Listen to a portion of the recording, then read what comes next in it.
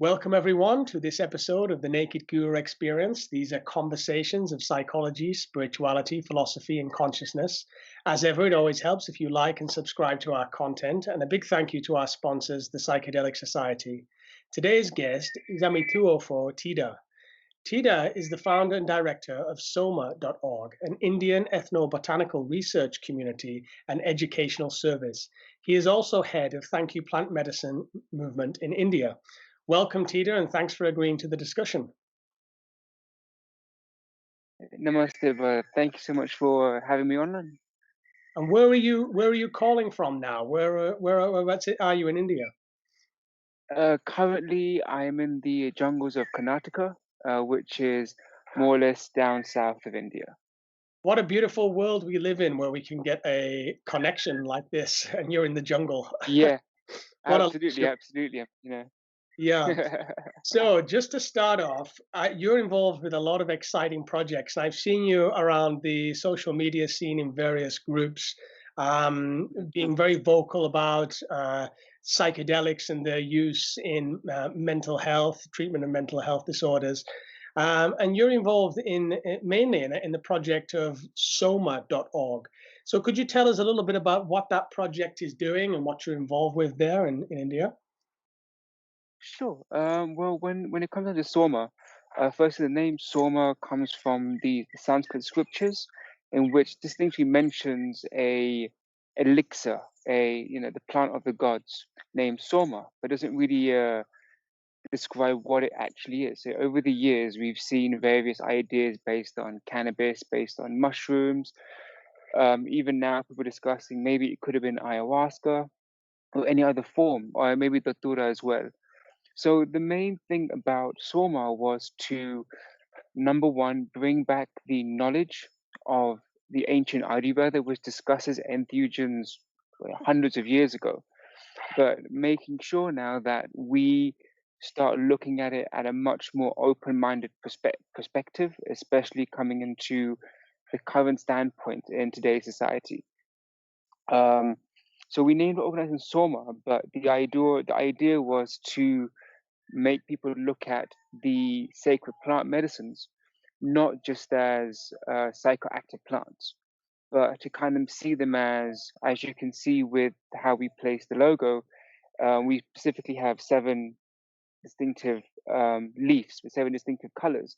And the idea is to represent a chakra. So we could say that cannabis is for the throat, it helps you express. Ayahuasca is used for your third eye chakra.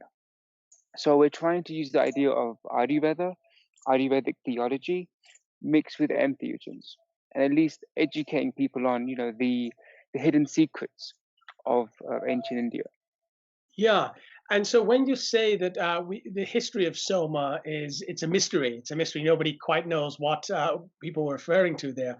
But you just hinted to the fact that it could have been referring to ayahuasca. In India, do you have the plants naturally growing there that are from the Amazon, or would it have had to have been imported if it was the famous Soma? Well, interestingly, we found, I don't know if you heard of a place called Girnar, which is in Yes, Gujarat. It's very yes, famous for having about 10,000 steps to get to a Shiva temple. yes. Now, there is a botanical garden just below, which is only accessible to local holy men and to the police. So when they knew the research that we're doing, they got quite intrigued.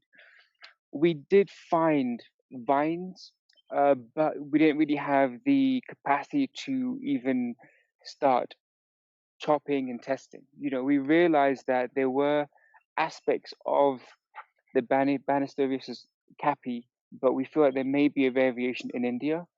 Um, Now, jumping on to the fact that even though we think or there's a theology behind that maybe it's growing somewhere, we have been, for example, propagating ayahuasca vine from the Amazon in India. Mm. Um, that's one of the underlining key projects of Soma is that, you know, even though, yes, right now, I personally do have a slight agenda when it comes down to the way entheogens are being placed as in the next business wave or the next wave for someone to make an income. And it's like, if I've learned anything from entheogens, These are things that need to be available to all humans. And regardless of the cost, we know that ayahuasca takes 20, 30 years for it to be usable and to grow. So, in a world where human expansion is increasing, we should also start looking at the more safety precautions of, propagating these ancient plants, particularly like ayahuasca and peyote and wachuma, which take a very long time to grow. That's really forward thinking, Tida, because what you're speculating is that as the use of these medicines increases, the demand for them is going to increase also, right? Yeah, Yeah, it's obvious. and It you sounds can start like now. I mean, you can start now trying to have a business model behind it, but like we've had conversations with members of the Indian government, regarding this work. And in one manner, we've just said very clearly, if you start now, in about maybe 10 years, when we have the great epidemic of mental health that's going to consistently rise up, you will not be at a point where you're scratching your head thinking, oh, what do we do?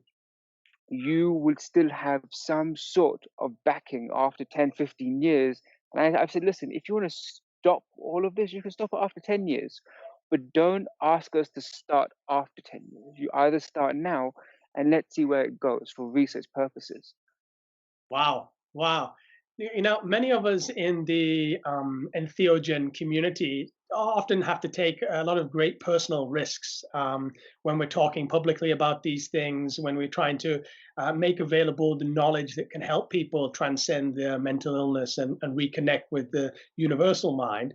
Um, I'm sure in India, is what you're doing legal? Is this legal? Are you taking a risk? What's the deal? Um, in one manner, obviously, we did, I'll give you an example. We did a conference for Rick Simpson. It's about 2015, in which we got Rick Simpson, one of the founding fathers of the idea of the cannabis oil, to come to India. Now, we had a conference with him in Bangalore, but his conference in Bombay was blocked by the police. Now, that's purely because there's a huge stigma behind all these things. When I speak to politicians, surprisingly, they're very open to the idea that, there are plants that have been labeled incorrectly. And they've also used the idea that, the UN at one point had a lot of power over India and its law systems in 1985, and hence these laws are being passed on.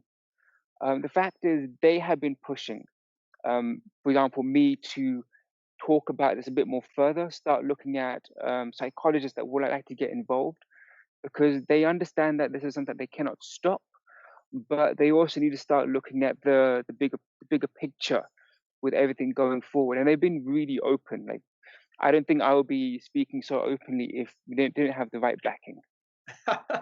Yeah, well, that's really good news because, as we know, is there's something we learn from these medicines is that the spirit of them wants us to go out into the world and kind of spread the good news and spread the healing potential. And so, to not have the force of the law against you in that is that's progress. That's real progress. And I'm actually surprised to hear you talk about this. So in India that you're doing it, I'm surprised that it's happening, and it just shows the psychedelic renaissance is at hand and it's exponentially growing. Yeah, I Uh, mean, like, there's, for example, like when we look at cannabis, for example, that's been seen as like a huge business, right? It's a huge money maker for certain people. Whereas in India, we have just launched a cannabis-based medicine from a company called Vedi Herbals, which is only 300 rupees. If I'm not making a mistake, that's about $2 for 10 capsules of CBD and THC. The thing is, the potentiality of psychedelics or entheogens, mostly in India, is the fact that it can be produced and made available at such a low cost. mm, It doesn't need to cost someone an arm and a leg to get medicine. Even for something like cancer right now, it's just so expensive just to get your chemo treatment done. yeah. But for mental health, we won't be in that position that people are going to have money to buy these medicines. So my next question to you is, how did you get into this? How did this journey begin for you with Soma? And are you involved? There's two parts of the question. How did you get into it? And are you involved in only the growing of the ayahuasca vine, or are you doing ceremonies too and retreats too? So I personally got involved or got the calling from the plant, I guess, about 10 years ago now. I was very ill, both physically and mentally, not in the most comfortable place of my life. And I'll simply put it, if ayahuasca didn't come to my life 10 years back, I wouldn't be on this planet right now. So I personally do owe a lot to this plant. At the same time, yes, as you mentioned, that we all get a slight calling, a slight mission statement, maybe even an iota of a purpose, even to help people get access to a plant like this. But I was at a stage where I wasn't at a place where I could afford something. So a friend of mine had actually gifted me two ceremonies that, for me, triggered something to the point where I wanted this to be available to people at no cost. That's the future idea. I guess Soma really formulated about 5 years down when I was training with Maestro Olivia in Pucallpa. May she rest with the spirits. She really had a very interesting view on like myself and the four other individuals that were with her at that moment. And she was like, if you guys are here now, you're here to learn, but you're not here to work here. You're here to learn and to work in your respective lands and to Mm, take the medicine to your lands and to work there. And that's where Soma kind of started developing more and more and more. When we both mostly host ceremonies in Peru, and in India we're mostly looking at educational purposes and working with the local governments to at least start opening their perception up to this work. perfect, perfect. And so, how often do you go over to Peru to sit in further ceremonies? Well, I work at a center over there. I work at the Qatari Center in Right. Tarapoto, so I'm usually working there for about 6 months every year. And Yeah. the other 6 months, I'll maybe stay in England for like a month or two, visit old friends, and then come to India and stay in the jungles over here. Keep the balance. So, as we move on to the second part of what you're doing in your life's work, this thank you plant medicine, India. This movement is relatively new, but it's spreading Yeah, around the globe very fast, and I think it's almost like a credible way for people to come out of the closet about their experiences, and not be kind of shunned by the mainstream as druggies or drug users or something like that. It brings credibility to Aya yeah. and their experiences. And so, could you tell us how you got involved in that, and what is your mission there in India? Yeah, I mean, I got involved with Thank You Plant Medicine last year as it was being conceived by brother John and David and sister Elise. Um, and I just saw something of great potential. After speaking to everyone, we started noticing that psychedelics were slowly falling into that place where it was being led by scientists, right? It's been led by psychologists, and all the talks were happening by psychologists and people that were educated. Mm, However, after seeing the conversation that we had with Thank You Plant Medicine, the beautiful idea was that at the end, it doesn't matter what your background is. The fact is, every human being is getting a deep, profound communication from these plants for both healing, for both their purposes, and to give people an open voice. That was just such an exciting idea going forward. And yes, I mean, Thank You Plant Medicine launched in February, but it has been expanding, hugely because it's very open. It's an open community. It's not based on your education. It's not based on your past. It's really based on you and now, and looking at where you were before, where you are now. But at least the community is there to support each other. So it's mostly the plants creating healers and healers helping other healers out. It's all these human beings working together, and that was the exciting part with Thank You Plant Medicine. That's a beautiful thing as well, right? A very beautiful thing. Yeah, So, it's just open. There is no there's no borders.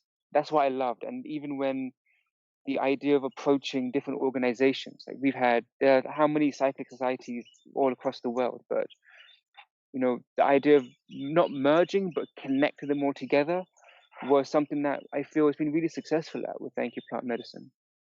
and of course, we have the technology now to do this. So it's exponential. Like we have social media, we have these tools, and so it's a perfect timing, really. The technological revolution, along with this a deeper technology, which is ayahuasca. It's far more Yeah. a deeper technology. Oh So yeah. what these shamans have been doing is playing with technology way beyond our iPhones and our iPads. Absolutely. So, Absolutely. with your work over the years now with ayahuasca, let's kind of deep dive a little bit into what we think we are um, experiencing here. What is it for you? How do you conceptualize the way the medicine is working, and what are we doing in these ceremonies? I mean, personally speaking, I my personal view of where I am right now. Like we discussed the idea of being on planet Earth and the concept and purpose. I see it as like a spiritual gym.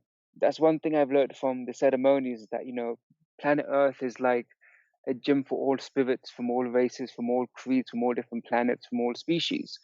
And yet, as being formulated as humans, you start noticing that even within ceremonies, you start meeting people that you have a deep connection with, and yet you don't know who they were, where they're from. With ceremonies, or especially with conversation with Aya, or for me personally, I started understanding my genetic history, which also started making me understand, or the way I live my life. It kind of changed my perception of, you know, the earth can either be a hell or it can be a heaven, Hmm. and it can be both. But at the same time, our concepts of good and evil are so small right now, and the idea that right now we are expanding at such a huge phase, um, especially with mental health. This was something that I was going through, and for me, I was like, well, depression is a tool which every human being will have to go through before they expand. She goes, things have to get a bit worse before they get better, love. So for me, when I start meeting people that say they have depression, it's mostly congratulations. It's Yeah. an evolving part of being a human. It's just there was so many lessons and teachings that, and I'm not from a particular science background, so when you're getting this information from this plant, not only is it what's the right word I can use? Not only is it like not a pressure, but it's a responsibility. I feel Yeah. um, it also feels like a very core aspect of, right now the only thing we can do is to do good for other humans and animals around us. If I had to really break down, and I worked within the film industry for about 12 years as a cinematographer and producer, so I've been around the fake world quite often.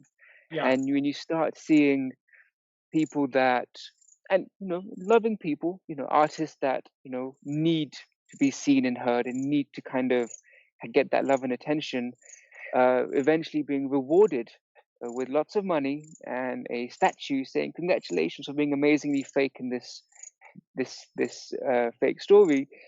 I started seeing a slight push between. I'm like, whoa, mental health is, we're actually rewarding mental health.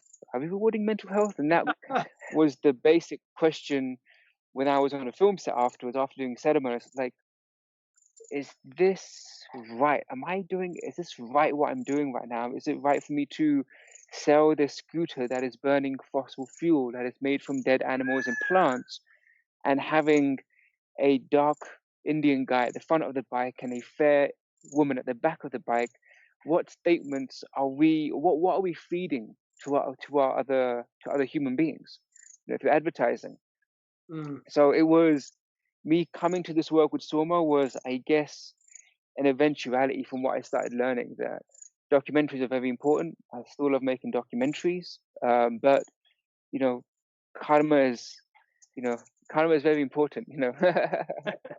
It's the famous saying that it's no measure of achievement to be completely sane in a profoundly insane society. Yeah, it's Exactly. and that is a difficulty, but it's also beautiful in that God, the universe, expresses itself in this way, and we overcome our troubles individually, and so we will collectively as well as one. Like you say, the resistance, the depression, the difficulty, the playing the roles and the games in our fake setups, all of that is the catalyst to the next awakening. You know, the next bubble, the Yeah, next movement forward, the order and chaos principle, the yin and yang principle, into the depths, up to the surface. And so it's absolutely. yeah, it's so funny to talk with you. Your journey is so reminiscent of so many others. And I love the meta-analysis of that when you see that it's not just this one individual that has experienced this, it's many, and it's so many. And I guess you come across that a lot in your work, right? It's like that. It's like the something that Maestro Quintero says. It goes same, but different. We're all the same. We're all going through a human experience. We're all genetically picking very difficult DNA lines to come in and work with, but we've chosen these DNA lines. That's one thing that allowed me to really understand people when you start seeing, like, as Maris Olivia mentioned once, she's like, we live in a world of mommy and daddy issues. It's not so difficult to fix, you know. So seeing myself and other people, seeing someone being in the same position I was all those years ago, it there is a sense of ego. That's one thing that I do address, is that the ego gets a lot of power from helping people, or just the idea of helping someone. It's a lot of power that you can feel within yourself. But there's that split side between, we know there are many, I'll use the word gurus, um, in today's world, that use plant medicine and then teach what they learned from plant medicine within their context, but never tell people what they did or where they got their knowledge from. Mm.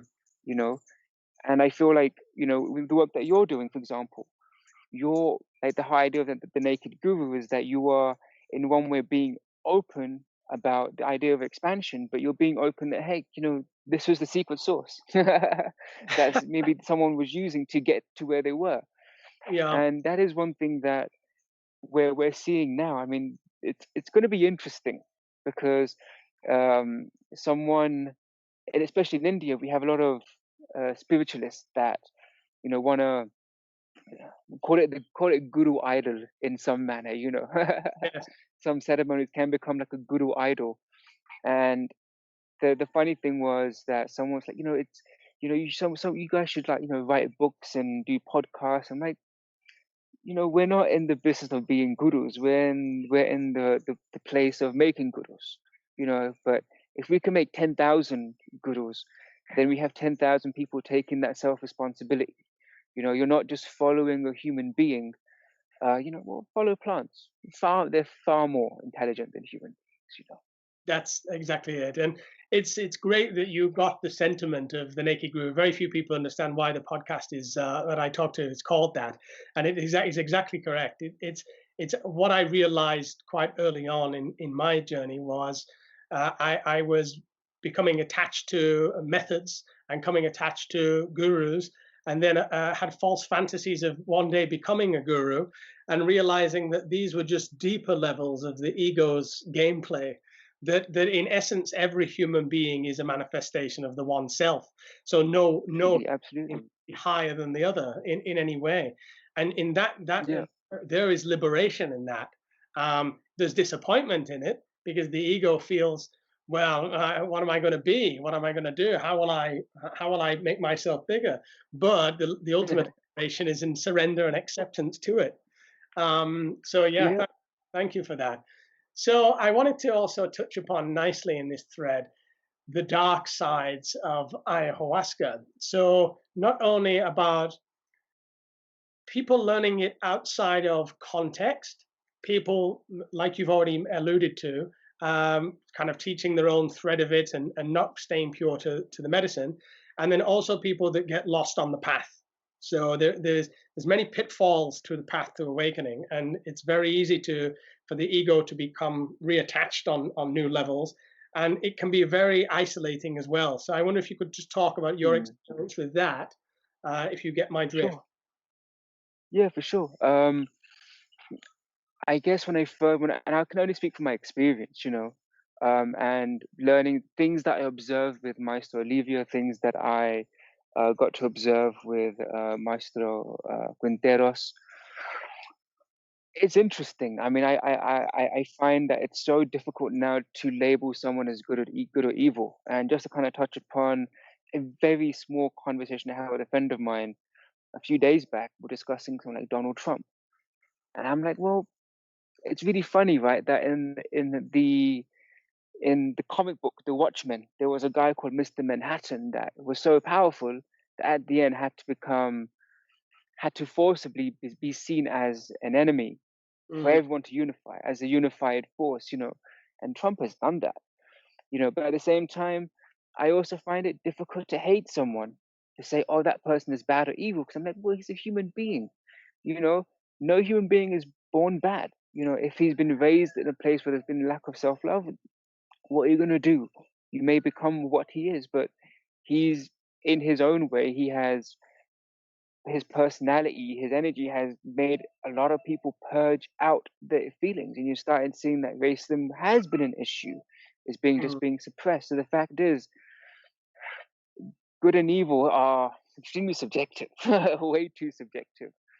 When it comes down to the medicine work, I mean, I think when I was training, um, I learned that regardless of how much I learn, I am not indigenous. You know, I learned that there were things that I would consider when doing a ceremony, for example, maybe use Indian mantras within there instead of using Ikaro sometimes. But I've kind of decided to look at each person's journey as everyone's learning. I see people serving medicine left, right, and center now. In one way, it's amazing, and in one way, it's worrying because we hear about sexual assaults that occur within ceremony space. We hear about the abuse of energy that people do within a ceremony space. But I feel the ayahuasca, the universe is far more intelligent. mhm, You will get back what you sowed upon other people. And I've seen that as well. I've seen individuals that in Peru, for example, that were known for um, assaulting people or even stealing from people during ceremony spaces. And I'm like, how can this occur? This is wrong. And this is me a good 7, 8 years ago, like judging that's wrong and this is the right way and saying, oh, okay, they got arrested. XYZ occur so that they got caught in their own manner. So even if someone wants to try to abuse their power, it's going to hit back at you at some point. Karma is a beautiful, beautiful teacher. I wouldn't like using the word karma as a B, but karma is a beautiful teacher, and she will teach you a few lessons if you abuse that power that you have. As simple as that. And no one thinks they're wrong. No one thinks they're wrong, right? And everyone is the victim of their own life story. So anyone, even if it's an individual, this is one thing that Olivia said that really really got me thinking. Now, she had a thing. We were discussing things like Lord Shiva and Hinduism, and I was like going on this conspiracy. I'm like, hey, if India is here and Peru is down there, maybe there's a vortex. And she's like, okay, maybe there's a vortex. What are you gonna do about it? Nothing. Just sit down and do your work. Um, and there was one ceremony where I learned my first Ikaro. And she came up after the ceremony, she smiled, pulled my cheek, and she says, remember, you're not special. You're just dirt. And I was like, okay. That grounded me at that moment. But seeing her conversation going along the lines where when we discussed Shiva, and I was like, cannabis is allowed during ceremonies, not allowed after ceremonies. I had these questions. Now, she was really like, I mean, sometimes I think she probably wasn't. I mean, definitely not. She was human in a human body, but she wasn't of this plane for sure. Mm. Um, so we started discussing. She's like, Shiva is very good with demons, right? I'm like, yeah, he kind of gets along with asuras and devas, the demons and the angels. Mm. He's like, well, see it this way. She goes, what if there was no good, there's no bad? It's like, okay, but what if you were a demon before? Only the change for that would be that, if you were a demon and you did something bad, then the universe will only give you an opportunity to right these things. She's like, well, what if every single person, every single shaman, every single healer is a demon come back as an angel, and you're just fixing what problems you made last time? Maybe this is all karma. Maybe she goes for her. She goes, I'm living all this whole long life because I have to teach monkeys like you, maybe, and Mm. then I can leave. Mm. So she had a very grounded view. So when we left, it was like, she put that thought in her head that what you're doing is neither good nor is it bad. You are neither good nor you are going to be, nor are you a saint. You will make mistakes. You will consistently keep learning, and your DNA is forever with you. Your DNA is deep. So she goes, you can be feeling great now, but in 2 years' time, you could be at the same point again at another aspect of your DNA. So, you know, I just hope that people, whatever people do, just grow your medicine. That's number one. Please don't, buy medicine online. If you're going to help the indigenous community out, grow some medicine and take some time and learn from the indigenous people. It's something that people are going to learn. I would want more people to learn about how to grow, how to cook, how to rightly serve. Because look at yoga. Yoga has spread from India all across the world. Yeah. I know yoga teachers in England that charge 15 times more than a yoga master in Mysore. It's the joke where anything sacred, if we put it down to money, it's always going to be questionable. Mm. Mm. Yeah, and so on that thread as well, I've traveled quite extensively. I lived in Bali and Thailand for over 11 years, and seen the Buddhist tradition, seen the Hindu tradition firsthand. Traveled India and whatnot. And what we find in that journey is a kind of meta-analysis of religion, spirituality, and if one spends long enough looking at it, everything's talking about the same thing. Whether it's Christianity, Hinduism, or Buddhism, all are fingers pointing at the moon. And so, how do you square the indigenous ayahuasca use with the more Hindu principles? How do you line that up? Have you found any interesting coincidences, of which I think there are many? Yeah, I mean, firstly, for me, only in a ceremony, my second one actually is where I would say I subjectively, not objectively, I subjectively had a conversation with Lord Shiva, and Lord Shiva then turned to Kali, and that moment, I was not a religious person. Like, I did not believe in gods. I didn't really believe in these. Like, I was like, oh, maybe someone just had a great imagination. But once I felt I had a subjective conversation with these particular deities, everything just started matching up. Mm. Um, and things really connected up. Well, after I heard about the legend of Chochmah, the Chochmah was discussed by a very beautiful brother of mine. He's based in the Netherlands, and we worked on a documentary about 4 years back. And I was in the Himalayas, and he was with his master in Iquitos. And his master basically had a story. We started discussing, oh, so you are where Chochmah stays. And I'm like, who is Chochmah? Like, oh, Chochmah is a very important spirit that helps out the plants world. And this individual described Chochmah being a masculine body during the sun, a feminine body during the night, has 7 serpents around its limbs to hold down all 7 chakras that we have, has a third eye, has water spewing from the head. And I'm like, wait, this sounds like Shiva.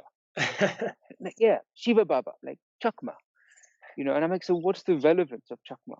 He goes, well, if you have lived a gracious life, if you have lived a full life, his great grandfather um, openly, verbally described what was happening to him when he left his body.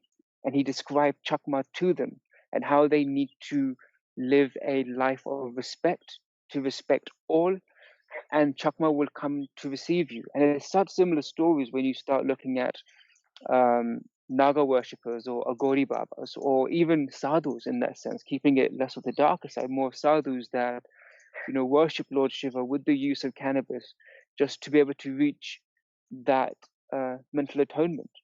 Mm. So I felt it was interesting where, number one, with the concept of Somaa being there, and then we're looking at these gods actually consuming plant medicines that we consume in today's date. So I thought there was a huge connection between Indian mythology and Egyptian mythology and Peruvian mythology. Yeah, yeah. Now, when you visit England again, I'm actually calling you from the UK. Usually, we shoot the show in Bali, but um, Uh, do you find a certain level of isolation when one goes on these kind of journeys? A little bit like Joseph Campbell's The Hero's Journey, discovering mm, deeper senses of the self, meeting these people that are very much on your wavelength. When one yeah, returns home, there can be a feeling of social isolation, and generally on the path in general, it can feel very social mm, isolating. Hence, the importance of these conversations. How do you feel yeah, about? yeah. Uh, I feel people need to realize that. I mean, for me particularly, and I can say very honestly about this, I became far more social after coming back from plant medicine work. Like, Mm. I was the individual that would go to a club with friends and just stand there. I would. I mean, and I think I danced for the first time for a good 4.5 hours in my second ceremony. Um, so coming back to your question, I feel that people need to realize that we are a social species. Whatever we're from, whatever planet you're from, whatever information you've been given about you, that's the information that you need to have. But realize that we, at this current state as a species, we are a social species. Mm. You know, we need to be able to, like, it's that joke with relationships, right? The amount of effort someone puts into, you know, liking someone or attracting someone towards them, they would never put even 1% of that effort onto yourself.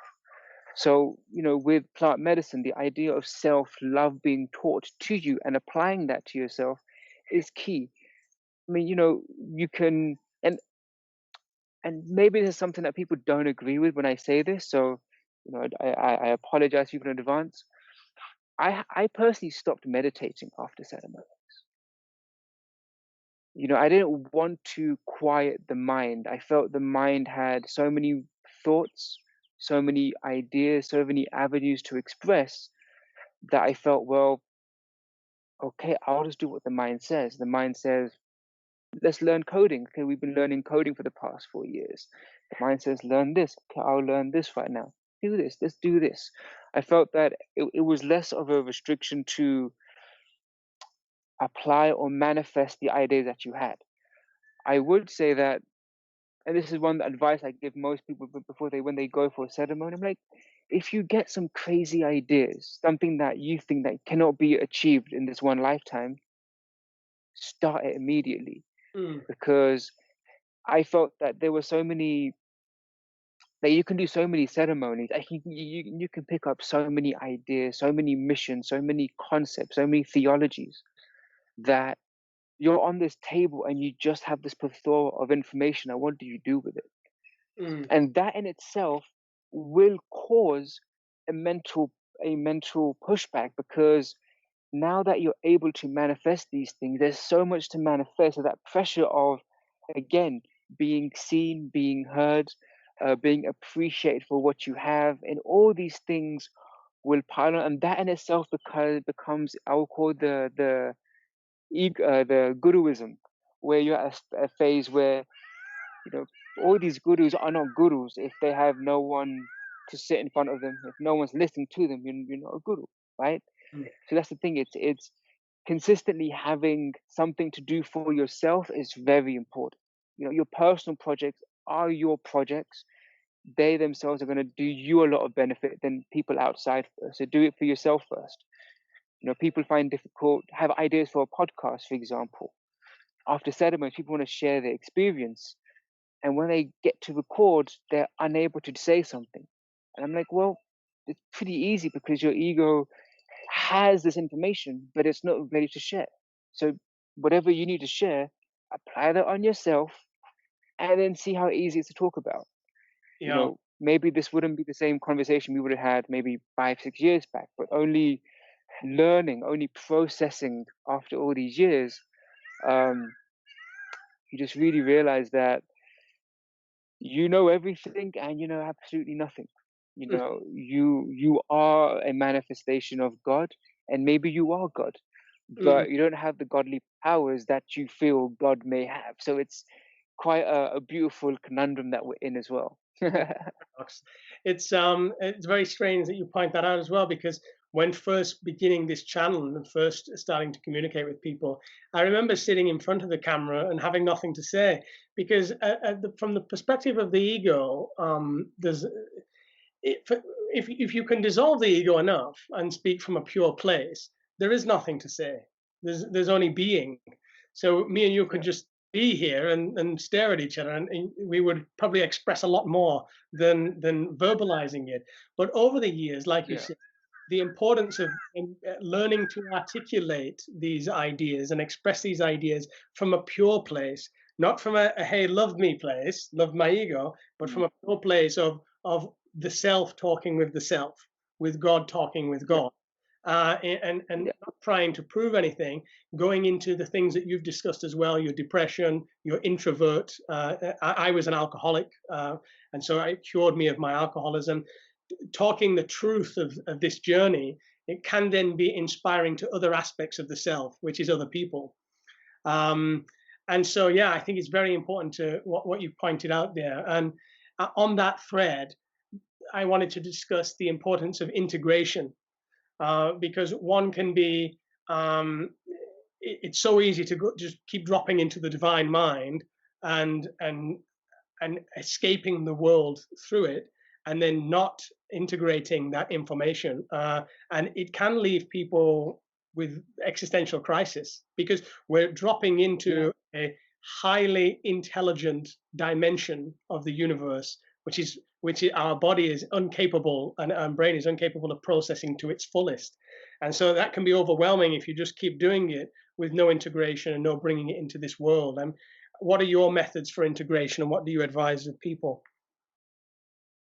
yeah. I mean, you pointed out the most important aspect. It's not just about you know, doing entheogens. It's about doing and process.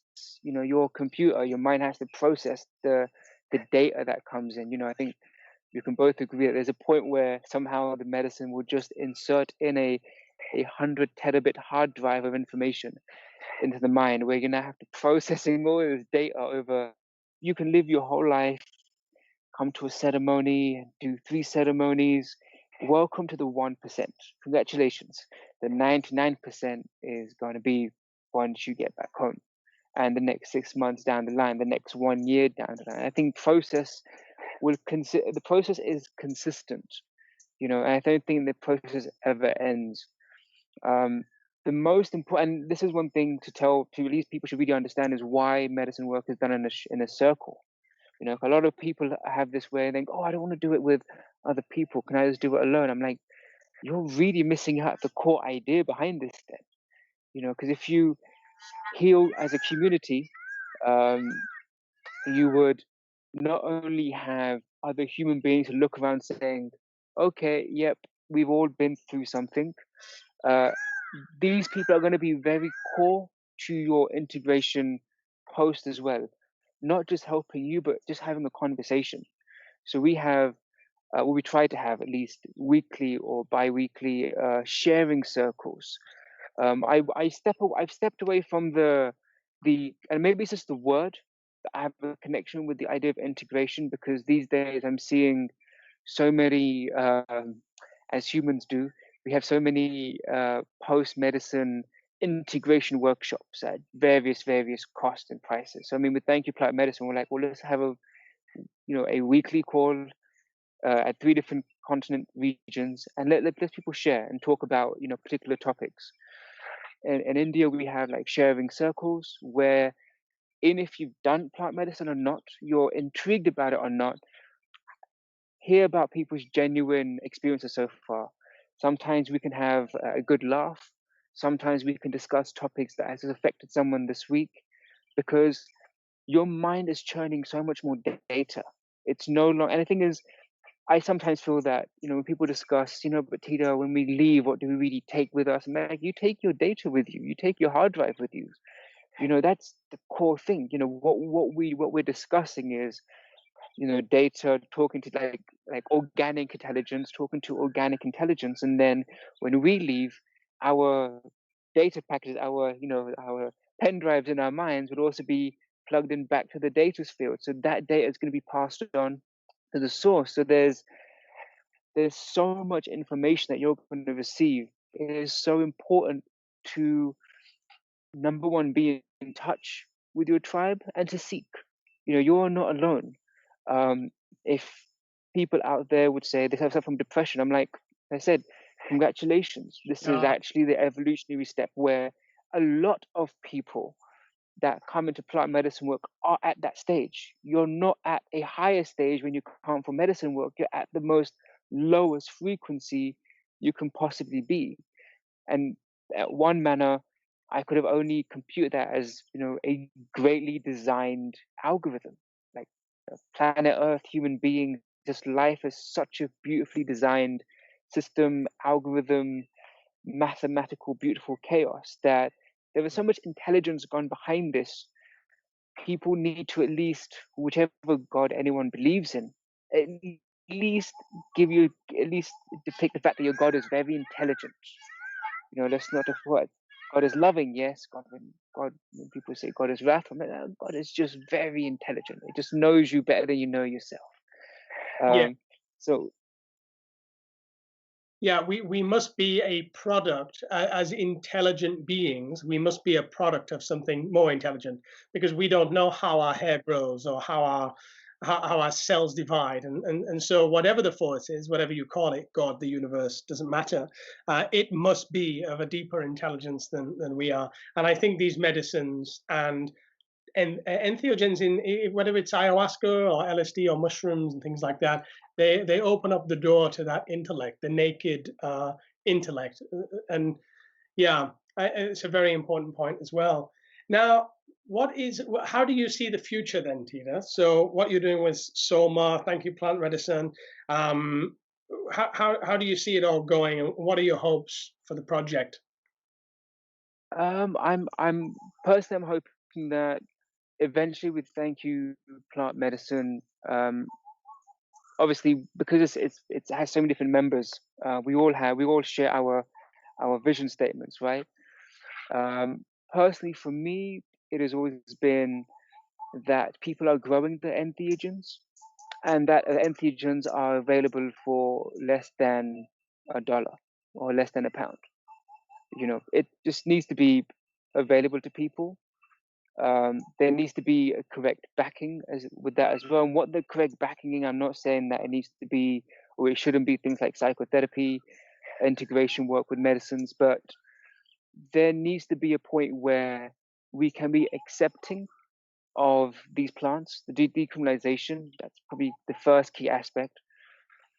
The future, well, a future where human beings have the ability to open their own mindset, without having to search, without having to go into any darker phases in life, to be able to allow someone that, and my father himself was deeply fond of the ether spirit of alcohol, Mm, and seeing what it can do and what it can't do. I feel that something like ayahuasca has taught me more about alcohol and the consumption of alcohol than even before me consuming it. So I feel that the future really does stand a point of humans expanding their consciousness, because if we have such a mass depression happening around the world, that means we have a mass amount of human beings that are seeking, and a mass amount of spiritual. I mean, this is like an awakening that's happening right now.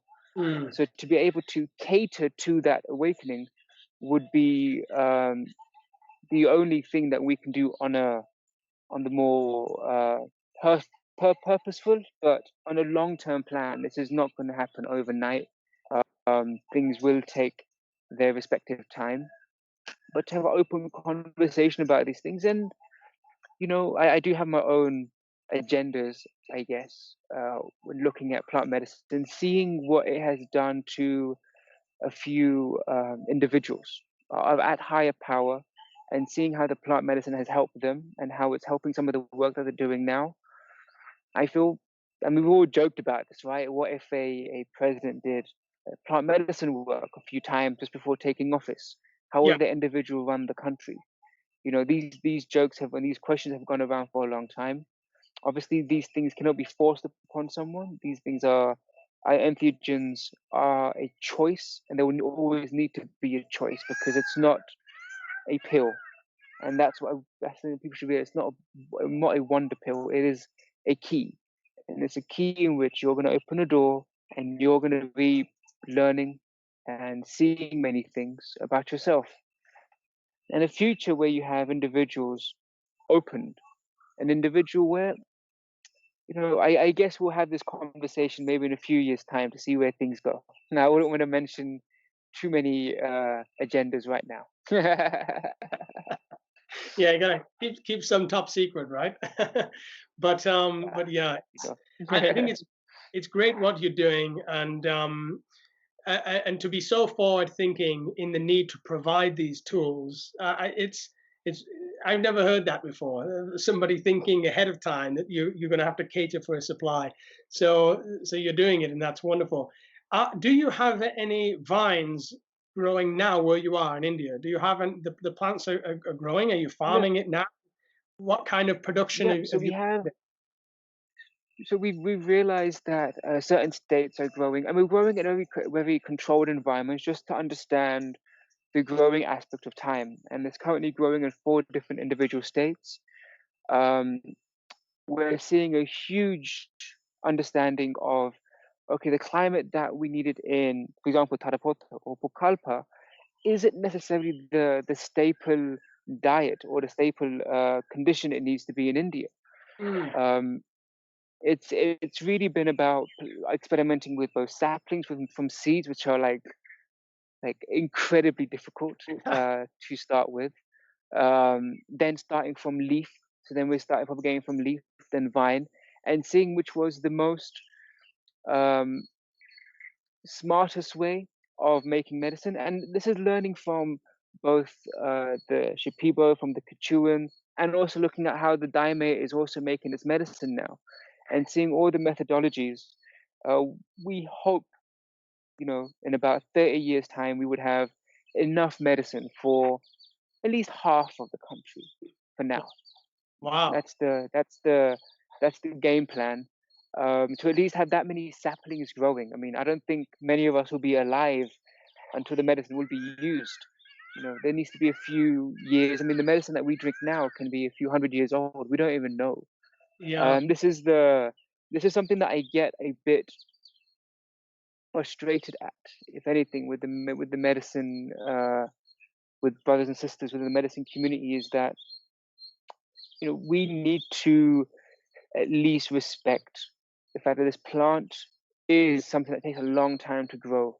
And yes, it is a modality of money because the West really went into the jungles and used this money as a form of exchange. but this exchange only proved to increase hunger for money, increase the cost of plant medicines. Where I mean, look, I personally own a cannabis seed bank in England, as a partnership with a friend of mine, medicinal marijuana genetics. And we've seen, okay, people will always grow their own cannabis plant. But if you start looking at things that are happening in Colorado in the States, people aren't discussing that, cannabis is a very bad business to get into. Because if your customer is able to grow the very thing for 1/5 the cost from what you're selling it as, growing so much and charging people so much to sell a plant because it has a value now is not necessarily the future. The future is going to be that, cannabis would be maybe £1, 30 pence, 50p, something like that. Mushrooms these things will and need to be to a certain point devalued, because only if we look at and this is the conversation we had with the government to a certain point. We're like, well, your problem is that people are using these plants to make money, right? Though your customers are not bad people, but the people that are growing it and selling it are making a huge amount of money within the black market. I said, look, you can't control that unless you devalue the value of the plant in itself. So if you allow people to grow, then it no longer becomes a means for an end for a darker organization. We need to kind of separate the idea of drugs or gangs or the underworld of the narcotic situation, and say, okay, well, take away the power of money from them, devalue the actual plants they are using, and no one would ever be funding those movements, and people would be sharing plants instead of selling plants. That is a slight push of the agenda, as I mentioned before. I really would want people to kind of be growing plants and sharing them than equating them with money. Honestly speaking, it doesn't make sense to me, honestly. The whole argument of the war on drugs and why it never works. You put it underground, and we have this problem. You can't have a war on drugs because a war on drugs is a war on consciousness, and consciousness will find a way. So it's of course, there are some pharmaceuticals, some narcotics, which are not good for people. But when we look at these medicines, it's always just shocking to me how the whole planet doesn't just know about this and not using these medicines on a regular basis. It's like the whole half of the story of you here is contained in these medicines. Did I? Yeah. I just lost you there. So yeah, to the fact that we're all not using it, but you see a future, and I see a future also where humans, primates, are able to reconnect with the source at their own discretion, by their own plants, and you're kind of pioneering the way. I assume that the chacruna is easier to grow, but it's the vine that takes the time. Is it? Is there a difference there, or? Yeah, and thing is, currently we're not planning to we did have about 3 years back. There was a major flood in the state of Kerala, which did transport a few of the plants to an unknown area, but we lost about like 12 ayah vines and 3 chacruna plantings that we had there. So it happened for whatever reason, for a far more greater purpose. But we started discovering something else, was that we've discovered 5 other plant species here that is readily available, that grows in abundance, and that has a far more quantity of dimethyltryptamine that chacruna would contain in plants in India. So Wow. it's also looking at, maybe we won't be using chacruna in the future. Maybe we'll be using another plant. It's hard to tell, honestly speaking, until we actually start to get to maybe a few years down the line, when we actually start to understand the power of the vine in this country, and to then start seeing what plants can be used in conjunction. Like the area in which we stay now, we have the tura growing everywhere. Like it's literally every single corner of the jungles of Karnataka. Now the tura in in Peru is known as toy, right? And toy has been used in a mixture of ayahuasca. It's a far more deeper process that one will go through with that. But the fact that we have this abundantly growing here, we realize that the medicine in itself will guide us in some manner to see the future medicine workings, hopefully. Nature provides. Right now, it's just nature provides the answer. Right now, we're still on the most babyest level, the tiniest level of let's just get this growing first, and then we'll see what happens in a few years. We don't really have even that much data right now. The vine is the data cord for me. The data is still very small. Until the data cord doesn't grow, we're still in the spot of education, and at least to provide help and care to fellow human beings. Are Keeping you it simple. are That's you all we can do. are you looking at any other options for the monoamine oxidase? The any other alternatives to the vine? Have you found any other alternatives, even synthetic or? Well, right now, because we're working with the government, we are purposely looking at entheogens. Like we hardly use the word like psychedelic. We use the word entheogens as much. Yes. So plants are our key like aspect because we have Ayurveda. So we want to always push in particular plants. I'm in conversation with an Ayurvedic consultant who basically works at a university in Gujarat, and he was.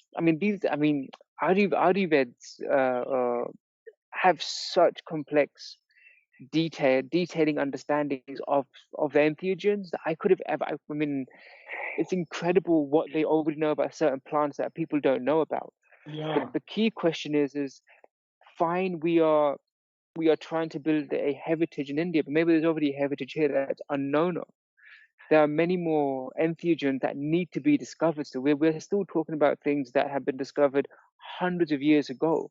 But what we're discovering now is something far more impressive. And this is for me the core thing, even with Somaa, is to work with Ayurvedic institutes and to allow them to show their own research because they have so much research, but they cannot bring it to light.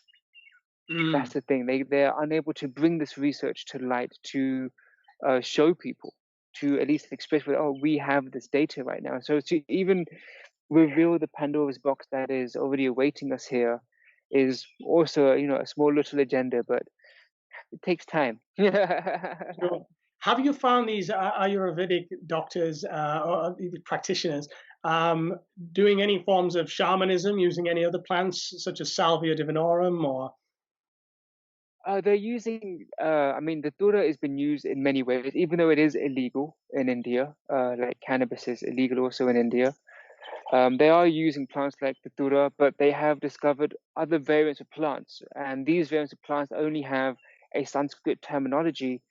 We're still trying to understand maybe the Latin word for it or the botanical word for it in the West. So we're still trying to get this data out and to make it for it to be processable right now. Yeah. But because because psychoactive plants are seen as something that is illegal, so universities, colleges can't dive in so deeply. But hopefully, we at Soma can have a bridge between both the universities and with tribal natives, because if you look at places like Assam, in Kerala, in Chhattisgarh, in Orissa, you have so many tribes that are using entheogens that have not been known till this date Wow. for healing purposes, but it's all kept very secret. Sure. Hinduism contains a lot of secrets, and even Soma, if you start reading about Soma, it is built around um, constructed words in which don't tell you the full story, but give you hints at where and when and who or what is Soma and where its whereabouts. Everything's very cryptic Yeah. within these texts, and I don't speak Sanskrit, unfortunately.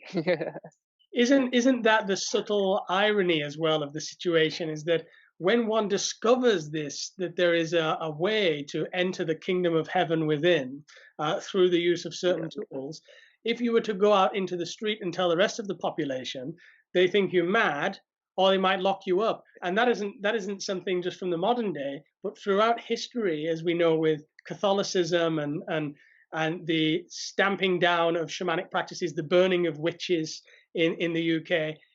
All witches were doing were using mushrooms in pagan religions and whatnot, and yet they were seen as heresy to the others. So it's absolutely understandable why the idea of Somaa is unknown to us today, because those who knew felt the same way we feel sometimes. Some of you better keep a secret, Yeah.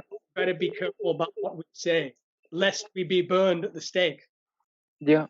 Yeah, I mean, even someone watching this conversation right now that me and you just had, they were meant to watch it, and you will maybe understand it once if you've done medicine. If you've not done medicine, hopefully you'll still understand it. But you're watching this because you're meant to watch it, maybe. I feel it's very difficult to explain this to people that. I mean, for example, I explained this to a police officer back in Bombay, and I can just show you something really brief that I had to basically make this for this individual for him to kind of like grasp something. So it's hot. If you can give me like a few seconds. sure. I don't know if this can be. Yeah, it's very I don't clear. know. Is he light Yeah, clear? so All right. So for we've got example, third eye I and want to show the brain, and then we'll go to the Eye of Horus, and from the Eye of Horus we'll go down to Shiva. For me to explain um, anything, I would have to kind of explain it from, oh, Lord Shiva has a third eye. Well, guess what? Yeah, you have one too. They're like, no, what are you talking about? I'm like, look, this is your brain and this is your pineal gland, and look, it looks like an eye, and this is represented in Egyptian mythology. And hey, look, this is Ra. He's actually the sun, and so you have to kind of like I feel people understand when you start talking it from a from their religious perspective, and then to kind of bring in like planetary ideas. So this cop whose wife had cancer, um, we had just a general conversation about a misconfusion of me having a beard and him thinking that I was a Muslim and I was actually a Hindu, and then went on for a little theory of why Hindus actually need to grow beards as well. I don't know why we're sponsoring Gillette half the time, but away from that conversation, um, we started just having a conversation on cannabis and its healing properties. But he's like, oh no, but it's bad. It's not right. I'm like, well, your sadhus take it. Why is that okay? Why is it okay that we could represent Shiva with this? And then we started discussing how it works. And since his wife started taking the cannabis tablets from these companies that make it over here, for him, he's become a far more larger Shiva worshipper than he was before. And that was something that I find intriguing about India, is that when you have Indians that come in through to a ceremony, they would have such distinctive communications with deities. So their concept of religion is not broken. It is strengthened to a certain point, but it has also kept their minds very open as well. We've had ceremonies where we've had Hindus, Christians, Muslims, Jews all sitting together in one group, and the conversation we had afterwards. And I was like, oh man, I wish I can record this conversation right now, because it was amazing to hear uh, an Islamic point of view of what they went through, and then to a Jain point of view and to a Buddhist point of view. It's it's amazing how this plant has the ability to communicate in such deep, varied language, and that was the thing that really caught me. Is the deepness of how this plant, even though it is unable to speak the vocal language of English or any vocalized language, but its communication is far more clearer than us even speaking. yeah, yeah. And so, how can people help with your project? What can other people do if they're interested? And I know they can sign up as well to your Facebook group and follow the project. Is there anything else people around the world can do to help you get on with the project? Are you looking for funding I or? would say I say that's one thing. Like, I tell people if they want to help out in one manner, I don't want to incite any illegal activity. But on the more serious note, people need to prepare and to start growing plant medicine.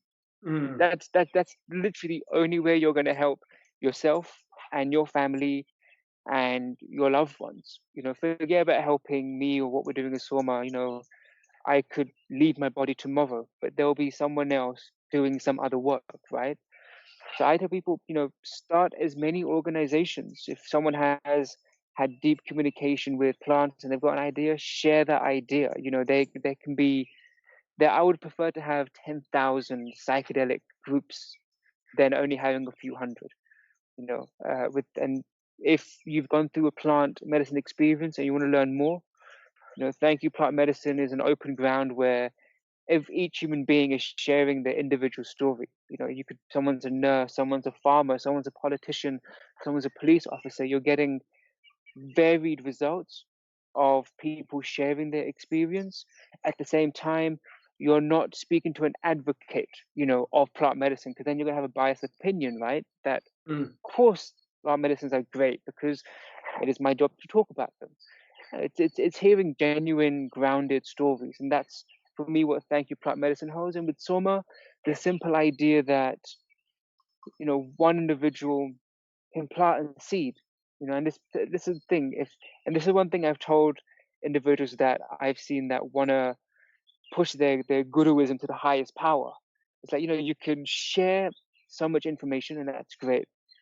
But if you plant a vine or plant a seed of an ancient plant teacher, the blessings and the karmic, or let's put it simply, brownie points, that you get Karmic brownie. would be astounding. Karmic brownie points, the sweetest that you can get, because at the end, even after you leave your body, even after me and you leave our bodies, this data may be online, but mostly it's going to be memories, right? Like people remember you, and oh man, I remember Ryan. I miss that guy. He's such a cool guy. He always did something interesting in his life. But we were just memories, right? But at least that vine that you planted will probably help a few hundred, maybe thousands of people. So to help out with the plant and this high rise of consciousness, I hope all organizations that are deeply involved with entheogens to start seriously look at, growing plants and how we have, Thank You Plant Medicine. We should most definitely have, grow your plant medicine as well. Yeah. It's the best thing one can do, be there for people, give someone a hug now and then, I mean, at least 2 hugs is pretty important, one human hug, one tree hug, and keep a and yeah, I mean, especially in India, um, you know, when people start seeing reincarnation in a very different way, right? Where okay, I'm human, I must have had a reincarnation of a human. But if something's a dog, then it might have had a different kind of life cycle. But I think if you start looking at today's world, people are having more animals in their life, right? And there was a very funny meme that I'll definitely share with you privately afterwards, which for me was very similar to a ceremony where, in my subjective view, I met um, a dog, in the afterlife. I'm like, wait, hold on a second. Why am I seeing a dog? Am I a dog? What's the dog? And then some of the Egyptian symbolism started coming in, and the small little joke came, no, human beings are slightly dyslexic. We didn't say God, we said dog. So it became a point where, a dog has all the attributes of God that we say, loving, caring, always there, always listening, but silent as well. So it's to look at the intelligence of the system. Everything's there. So Yeah. pray to God. There are many dogs around. Go give them food. You've just given God food. All your wishes will come true. Yeah, and the process is a a process of realizing it is all there, or more so realizing that it's all here and now. Like all of Yeah, the synchronicity of the universe becomes apparent as we kind of transcend ignorance and addiction and and all of the darkness. It all just becomes that, wow, everything is absolutely perfect. The conversation was supposed to happen at this time. The conversation started this time, finished that time, and it's all absolutely beautifully, divinely unfolding. And that's the message. But I just want to thank you for your work with Somaa, and thank you for spreading the good word. And one of the key things I've really taken from our conversation, which is an original idea, is that one can do more or do extra by planting these plants and thinking of the long-term future, not only this manifestation of the self, but future generations of the self across time. And I think that's a really big idea and a very original idea. So thank you for that, Tida. And I will be in India. Thank you so much, brother. I will be in India actually next year. I'm going to be in India and Peru at some point. So I hope our paths do cross. You have a home here. I mean, anytime you land, just give me a shout. We'll come pick you up from the airport.